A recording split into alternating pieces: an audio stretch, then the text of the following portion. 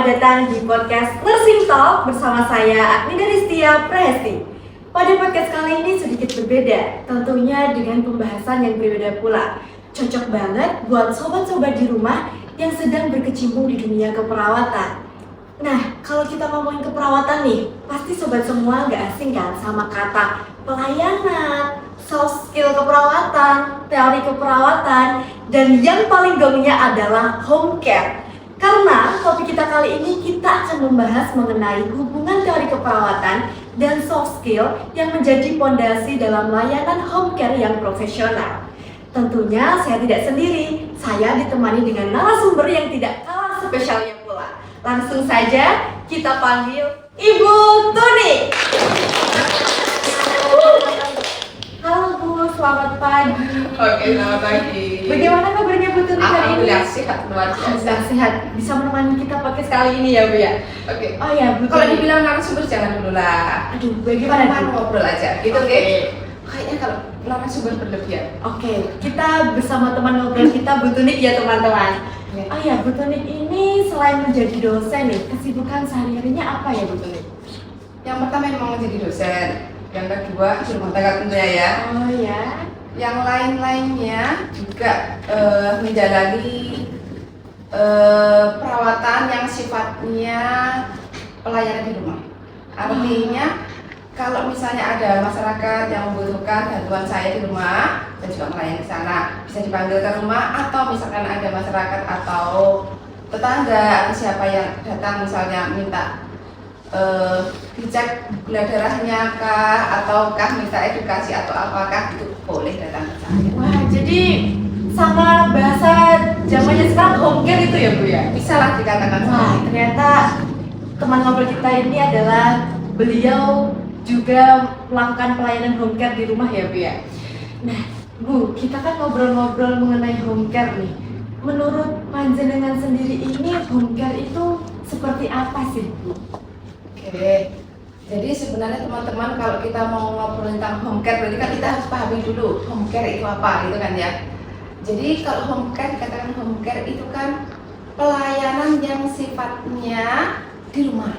Jadi basicnya kan kita memberikan pelayanan pada pasien yang di rumah gitu ya. Jadi suatu pelayanan yang memberikan perawatan pada pasien yang di rumah.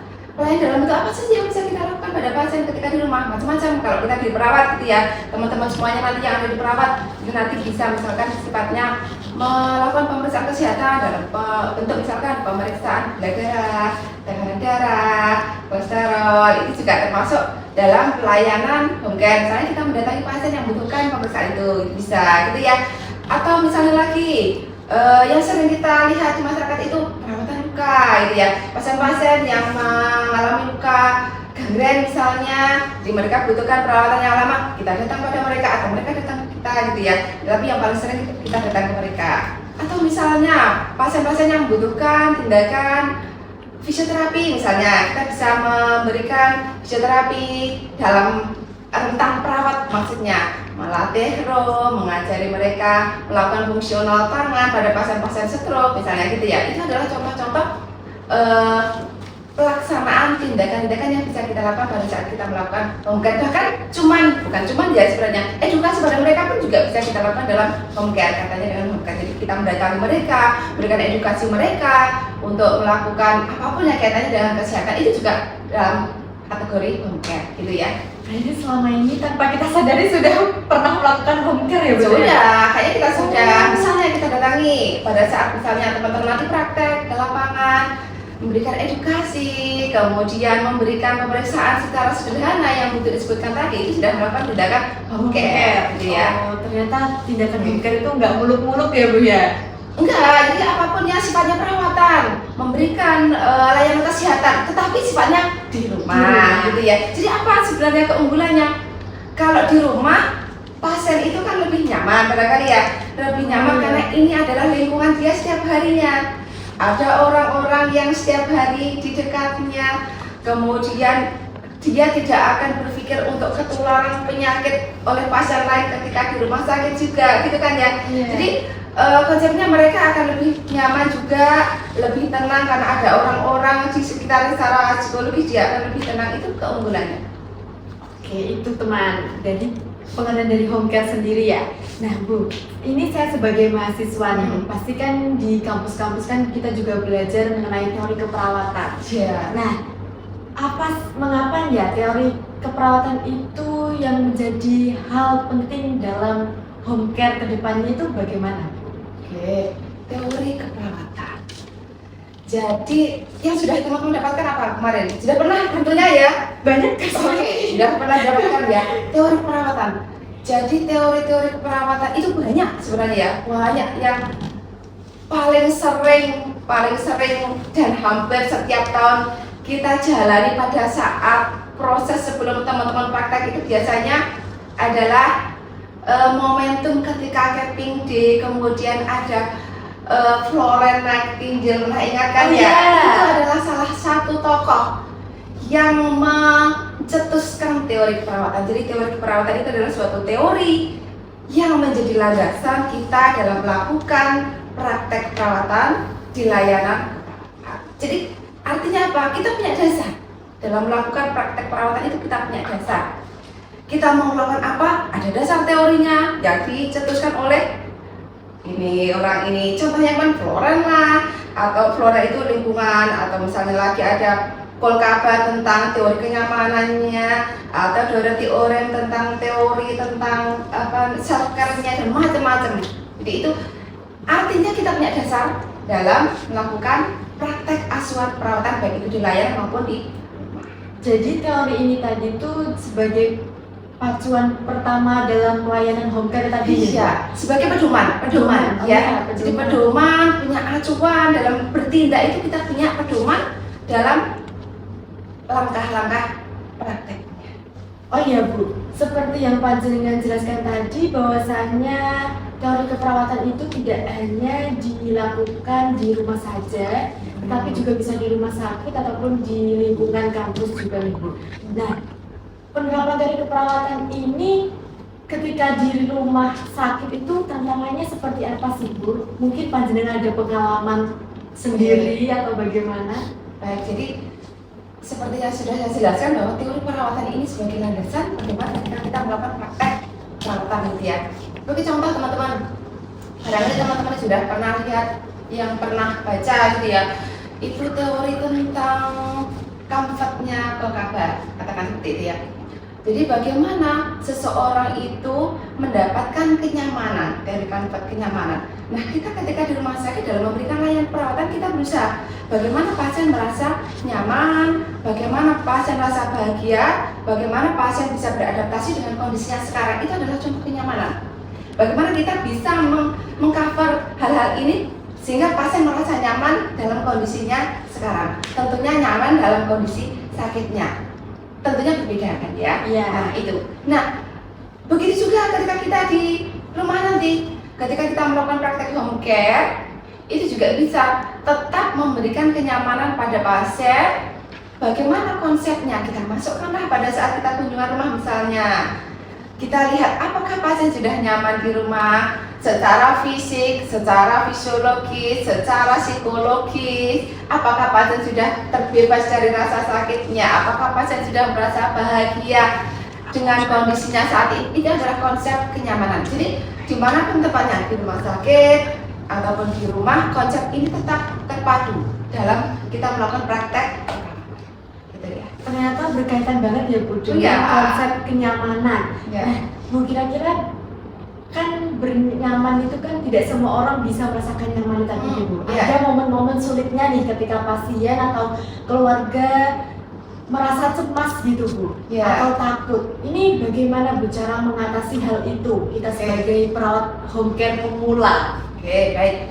Jadi konsepnya ketika kita ke home care kan kita tahu bahwa pasien itu atau keluarga pasien itu masih membutuhkan kita, masih membutuhkan suatu perawatan. Kita pasti tahu bahwa ketika pasien pulang rumah sakit itu pasien masih membutuhkan suatu perawatan di rumah.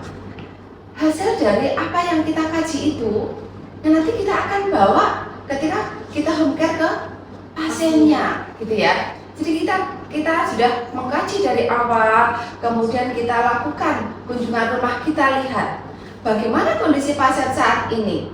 Contoh misalnya ya, contoh pasien. Ambillah misalkan contoh pasien stroke, pulang dari rumah sakit dalam kondisi misalnya kelemahan pada ekstremitas, dia tidak bisa ngapa-ngapain, yang awalnya dia bergerak bebas, dia melakukan aktivitas sehari-hari, pulang dari rumah sakit dia tidak bisa ngapa-ngapain, kita pasti bisa mengkaji bahwa pasien ini membutuhkan suatu perawatan apa, misalnya perawatan fisik untuk fisioterapi. Dia membutuhkan suatu perawatan edukasi untuk bagaimana pemulihannya. Nah, kita datanglah ke sana gitu ya. Kita lihat bagaimana kondisi pasien, apakah pasien sudah terbebas dari rasa sakitnya, sudah terbebas dari kelemahannya, bagaimana dukungan kita baik itu secara psikologis, dukungan kita secara perawatan untuk rehabilitatifnya, itu yang harus kita berikan pada saat home care. Artinya teman-teman, itu hanya salah satu contoh. Teori kenyamanan itu salah satu contoh yang mana konsep ini masih tetap bisa kita lakukan pada saat di rumah sakit maupun sampai konsep yang lain masih banyak. Masih ingat Dorothy Oring itu konsep tentang soft care-nya itu, jadi pada pasien misalnya pasien stroke pun juga masuk misalnya ya, pasiennya tidak bisa ngapa-ngapain sehingga mengalami defisit perawatan diri, defisit self care-nya gitu ya. Jadi ketika kita datang, kita membantu mereka pada bantu pasien untuk bagaimana pemenuhan self care-nya ini masih bisa terjaga gitu ya. Itu contohnya. Nah Bu, ini kan tadi kan ada teori keperawatan kan banyak sekali ya Bu ya. Ya. Sebagai acuan kita sebagai perawat. Nah, dalam teori keperawatan ini yang dipelajari semisal di waktu praktek lapangannya ternyata berbeda nih dengan teori-teori yang selama ini ada. Itu bagaimana ya Bu cara menyesuaikannya? Apakah boleh atau bagaimana? Oke, sebenarnya secara implisit sebenarnya tidak dilaksanakan, bukan tidak dilaksanakan, tetapi dilaksanakan meskipun kita tidak tahu cara teorinya secara langsung. Artinya gitu ya, artinya gini, ketika teman-teman pelajari di kampus nih, saya pelajari teori Watson tentang caring, saya mempelajari Flora Nightingale tentang lingkungan, kita pelajari Dorothy Oring tentang self care, banyaknya Pipla tentang interpersonal dan lain sebagainya gitu ya, banyak sekali gitu ya. Kemudian ketika saya masuk ke lapangan, apa sih yang harus saya aplikasikan dari teori-teori ini ke pasien kan gitu ya? Apakah saya sudah melaksanakan teori-teori ini ke pasien? Kalau kita tidak mengingat misalnya bahwa ini adalah teorinya Piplau misalnya ya, interpersonal, tapi sebenarnya ketika kita ke pasien, pertama kali ke pasien, kita membangun hubungan saling percaya, pertama kali ketemu pasien, Pak Ibu, Bapak Ibu, perkenalkan nama saya Tuni, hari ini adalah saya perawat nasi pagi ini yang siap bantu Bapak Ibu. Jadi kalau Bapak membutuhkan bantuan, Bapak bisa memanggil saya. Ini adalah salah satu cara untuk membangun hubungan interpersonal. Artinya apa? Kita sudah menerapkan teorinya Piplau gitu ya. Jadi artinya teman-teman, teori-teori itu sudah kita laksanakan meskipun kadang-kala kita tidak tahu ini teorinya siapa. Ya. Artinya teman-teman tidak harus ingat ini punya siapa sih? Selakuin ini gitu ya. Tidak seperti itu. Jadi kan kemudian misalnya lagi punyanya Floren, teman-teman ingat misalnya lingkungan. Bagaimana kita memperhatikan lingkungan untuk pemulihan pasien? Bagaimana kita memperhatikan kondisi psikologis untuk pemulihan pasien? Jadi misalnya kita menyediakan pasien kehadiran kita, senyuman kita ke pasien, kemudian kita sediakan lingkungan yang bersih, jendela yang terbuka, kenyamanan dan sebagainya. Itu adalah contoh-contoh teorinya ini yang sebenarnya sudah kita lakukan kan gitu ya. Sudah kita lakukan, tapi kita barangkali lupa punyanya siapa. Tapi kita sudah memadukan antara teori yang kita dapatkan yang di kampus dengan jadi bersifat dinamis gitu aja nih. Ya, jadi ini ada keterkaitan dan kersambungan dari apa yang sudah kita pelajari di kampus dan aplikasinya di sini. Kalau ngomongin teori keperawatan kan banyak sekali ya Bu. Iya. Nah, itu kan juga ada kaitannya terkait kita senyum ke pasien. Iya. Bagian dari soft skill-nya keperawatan kan Bu. Nah, ini apa aja yang wajib dimiliki oleh perawat ketika melakukan pelayanan home care nih Bu, soft skill-nya nih. Ini kita ngobrolin ini nih di combine. antara teori perawatan Dan dan soft soft skill. skill. Oke, Dipadukan. kita padukan.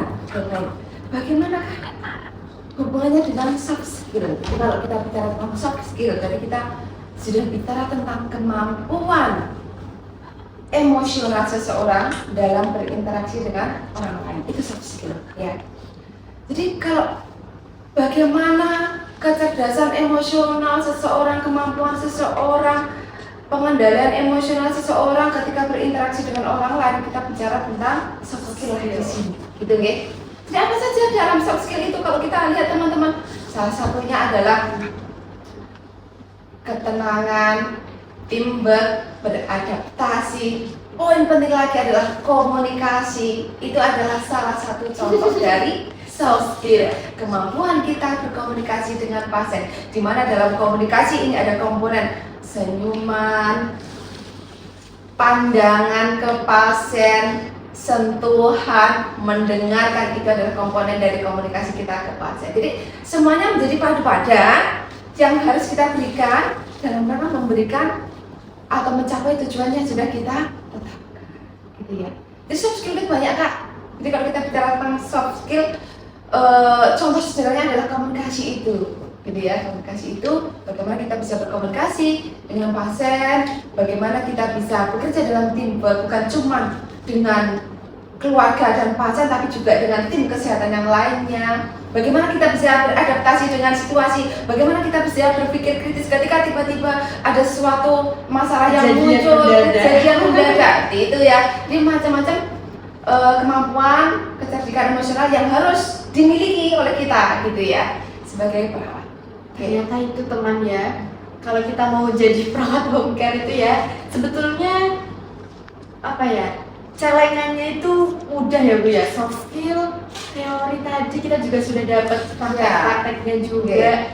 Nah, kalau kita ngomongin home care nih Bu, sebagai perawat pemula atau calon perawat ini bagi teman-teman semua yang ingin masuk ke dunia home care ini, caranya bagaimana Bu? Apakah ribet banget? Apa sebetulnya ya seperti yang Ibu Panjenengan jelaskan tadi ya, sebenarnya tanpa kita sadari kita mendatangi pasien itu sudah melakukan home care atau bagaimana? Jadi kalau home care ada dasar hukumnya kak ya? Iya.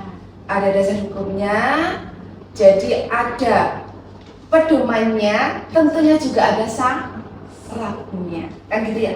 Jadi ada syaratnya teman-teman semuanya ya. Jadi ya nanti kalau mau terjun ke layanan home care, kan home care ya kayaknya. Layanan home care. Jadi kalau kita mau terjun ke layanan home care, berarti harus ada syarat yang harus kita penuhi, gitu ya. Satu apa sih? STR.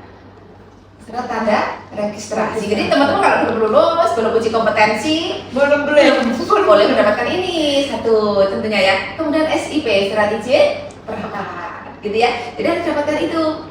Yang mau praktek mandiri di rumah harus mendapatkan itu. Yang berikutnya adalah SOP. SOP itu apa? Standar Operational Prosedur. Jadi teman-teman, artinya ketika kita mau home care, gitu ya, saya harus tahu prosedurnya. Masa iya saya mau melakukan perawatan luka pada pasien di rumah, saya tidak tahu cara merawat, kan lucu juga. Berarti artinya SOP yang mau kita berikan pada pasien tentunya harus kita pegang. Entah itu apapun yang mau kita lakukan, baik sifatnya edukasi, sifatnya itu perawatan langsung pada pasien, misalnya masang NGT pada pasien, memasang kateter pada pasien yang di rumah, kan tentunya harus tahu SOP-nya. Yang berikutnya tentunya syaratnya harus teman-teman harus mentaati kode etik keperawatan, gitu ya. Dalam kode etik disebutkan apa saja contohnya? Dalam melakukan asuhan perawatan, dalam memberikan praktek pelayanan harus bermutu, etis, bertanggung jawab. Itu adalah salah satu contohnya dalam kode etik. Jadi kita tidak bisa melanggar kode etik keperawatan yang sudah ditetapkan oleh PPNI, gitu ya. Ternyata ada syaratnya. Jadi kita walaupun datang ke pasien itu ya belum boleh ya Bu ya? Belum, kalau kita tidak, ini bukan belum memenuhi syarat, artinya kita cuma datang, artinya gitu. Legalitasnya mana? Gitu ya, nah kita lihatnya. Legalitasnya mana? Sudah kompeten belum sih? Bisa nggak sih? Nah, jangan-jangan nanti kita akan mendapatkan suatu stigma dari atau tanggapan dari masyarakat. Oke, belum lulus, itu belum lulus kok sudah ini misalnya gitu. Artinya kita belum dikatakan melakukan pelayanan home care kalau kita belum memiliki persyaratan, gitu ya kak ya. Oh iya Bu, terima kasih nih atas informasinya. Nah, kira-kira Bu, ini kan panjenengan kan sudah melakukan pelayanan home care di rumah nih. Bagaimana panjenengan ini menjaga semangat, motivasi dengan penuh tantangan? Ternyata home care itu banyak sekali ya tantangannya. Kalau kita nggak punya SPR tadi, nanti takutnya ada stigma-stigma yang muncul. Itu bagaimana Bu? Jadi kalau tantangan itu, yang pertama memang harus niat ya. Jadi teman-teman semua kalau ada motivasi untuk melakukan layanan home care, terutama teman-teman yang ada di daerah gitu ya, ada di daerah itu biasanya yang pertama memang niatnya harus tulus bahwa saya memang pengen menolong ini, itu harus ada. Kalau enggak, misalnya kita sudah janjian sama keluarga nih, butuh nih jam ini ya, kemarin perawat muka janjiannya jam segini, tiba-tiba hujan misalnya gitu ya. Kemudian lokasi demografinya sangat sulit untuk kita jangkau misalnya. Kalau pertama tidak diniati ibadah nih, sulit ya kan gitu ya. Jadi males gitu. Jadi ya Allah, pasiennya membutuhkan saya, kalau saya tidak berangkat pasien barangkali kesakitan gitu ya. Selain kemungkinan juga akan menurunnya rasa kepercayaan gitu ya. Jadi kita harus mikir, pasiennya kesakitan, nanti kalau terjadi apa-apa pada pasien bagaimana. Jadi kita harus memunculkan rasa tanggung jawab itu melalui bahwa apa yang akan kita lakukan ini memang suatu ibadah. Jadi tantangannya apa? Harus berkomitmen gitu ya. Berkomitmen, kalau kita sudah janjian sama pasien, kita sudah rela untuk mengeluarkan kata-kata siap, saya siap melakukan pelayanan pada panjenengan, berarti kita harus Komitmen harus datang. Itu yang pertama. Yang kedua, harus siap sedia. Itu tadi ya, komitmen harus siap sedia dan kita harus belajar. Artinya belajar apa? Bagaimana perpaduan dengan soft skill ketika menghadapi masyarakat. Kak, kalau kita di masyarakat itu Kak, komunikasi itu yang utama. Yang utama. Skill, kemampuan bisa kita pelajari berikutnya. Artinya apa? Ketika kita menghadapi budaya yang berbeda, misalnya kebiasaan yang berbeda di masyarakat, kita harus mengcombine antara kebutuhan kesehatan pasien dengan kebiasaan mereka. Itu sesuatu yang sulit. Bagaimana kita pintar-pintarnya kita mengedukasi, berkomunikasi dengan pasien untuk mengubah perilaku mereka sesuai dengan standar kesehatan yang kita harapkan, kan gitu ya, atau sesuai standar yang terprosedur. Nah, gitu ya. Contohnya misalnya pada pasien, pasiennya tidak boleh makan ini misalnya, atau makannya ini harus dikurangi misalnya, aktivitasnya ini harus ditingkatnya misalnya, gitu ya. Ketika pasien menolak atau pasien tidak mampu, berarti kita harus pintarnya komunikasi, mengedukasi pasien. Artinya kemampuan soft skill masuk lagi. Artinya makanya saya sampaikan bahwa tantangannya apa? Harus belajar komunikasi. Jadi kalau teman-teman kemarin ada masalah di komunikasi, misalnya sifatnya agak introvert, misalnya ketika berkomunikasi agak malu misalnya gitu ya, itu harus dibangun karena hubungan kita adalah dengan manusia yang membutuhkan suatu komunikasi, memahamkan mereka, mengubah mereka, perilaku mereka yang belum sesuai untuk kita ubah menjadi yang sesuai dengan standar yang diharapkan gitu ya. Jadi banyak sebenarnya tantangannya. Oke, jadi itu ya. Selain dari memang harus niat, kemudian harus pelajari SOP komunikasi itu harus kan semuanya memang harus pelajari. Itu juga butuh proses deh Bu. Iya, makanya prosesnya itu nggak dari di sini. Selama teman-teman jadi masih jadi instan itu, jadi harus membangun nih. Iya. Nah, kita dari tadi nih Bu sudah ngobrol-ngobrol banyak mengenai soft skill, home care itu apa, tantangan dari semuanya tentang home care nih. Apa pesan dan kesannya nih untuk perawat pemula mungkin yang lagi fresh graduate atau lagi juga menjalani dunia keperawatan, sedang belajar juga, sedang berproses seperti saya ini, pesan dan kesannya seperti apa dari panjenengan? Jadi yang teman-teman yang baru belajar di kampus nih, teman-teman yang baru belajar di kampus, yang pertama memang harus pelajari tentang ketika ada minat untuk melakukan home care suatu saat nanti, nanti syaratnya harus dipenuhi, ya. Syarat SOP-nya harus dipelajari. Karena kalau kita di home care itu kita sendiri Kak. Kalau di layanan rumah sakit, kalau kita tidak bisa, ada yang kita minta tolong. Aku tidak bisa. Tapi kalau di rumah, siapa yang mau kita minta tolong? Nggak kan? Berarti kita memang harus mandiri, memang mandiri kan gitu. Jadi pelayanan di rumah itu memang pelayanan yang mandiri. Jadi kita harus belajar, harus pintar berpikir kritis, melakukan SOP-nya sesuai dengan ketentuannya. Berarti memang kita harus bisa melakukan itu, gitu ya. Tuh. Oleh karena itu, ketika teman-teman masih dalam masa kuliah ini, ayo sama-sama belajar tentunya ya SOP-nya. Yang pertama itu. Yang kedua, bagaimana kode etik dan soft skill itu kita padu-padankan dalam pelayanan. Jadi teman-teman, soft skill itu komponennya tinggi, ya. Dari bukan cuma di perawatan Kak, jadi semua tenaga kesehatan, baik itu di dokter ataupun di kita perawat ataupun di bidang di fisioterapi, gizi dan lain sebagainya. Yang namanya soft skill itu komponen intelijen yang harus kita miliki. Karena memang sangat pentingnya dalam berhubungan dengan orang lain, berkomunikasi dengan orang lain, interaksi dengan orang lain, itu yang nomor satu memang soft skill-nya.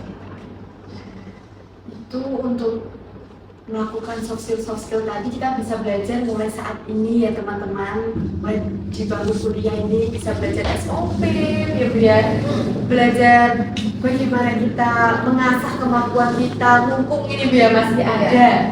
Masih ada. Mumpung masih kuliah. Kalau teman-teman sudah lulus ya, kalau yang sudah lulus alumni misalnya, oh kok saya pengen home care misalnya. Kalau tadi kan yang masih di kampus ya, kalau teman-teman yang sudah lulus perlahan-lahan. Artinya apa? Ketika ada temannya yang sudah atau seniornya yang sudah melakukan home care misalnya, ikut, iya, benar ikut. Misalnya, apa sih yang bisa kita lakukan? Apa yang dilakukan oleh teman-teman senior ketika melakukan home care, itu kita pelajari di sana. Nanti perlahan-lahan, ya. Nanti buka sendiri. Ya, kita bisa melakukan home care sendiri, gitu ya.